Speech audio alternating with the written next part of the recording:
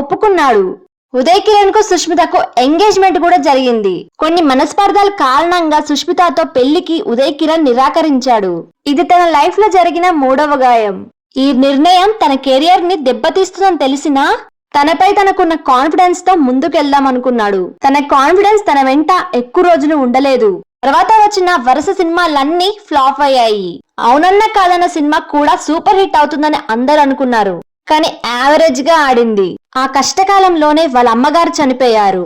ఇంకా డిప్రెషన్ లోకి వెళ్లిపోయాడు. తోడుగా ఉండవలసిన నాన్న వేరే ఆవిడతో వెళ్లిపోయాడు. ధైర్యం చెప్పవలసిన అక్క ఫారెన్ లో ఉంది. అయినా తట్టుకొని నిలబడ్డాడు. ఒక సాఫ్ట్వేర్ ఎంప్లాయీ అయిన విషిత అనే అమ్మాయితో పరిచయం అయి ప్రేమలో పడ్డాడు. పెద్దల అంగీకారంతో పెళ్లి చేసుకున్నారు. తన జీవితంలో కొత్త మలుపు వస్తుందని సంతోషించాడు. తర్వాత ఇండస్ట్రీలో అవకాశాలు రావడం తగ్గిపోయాయి.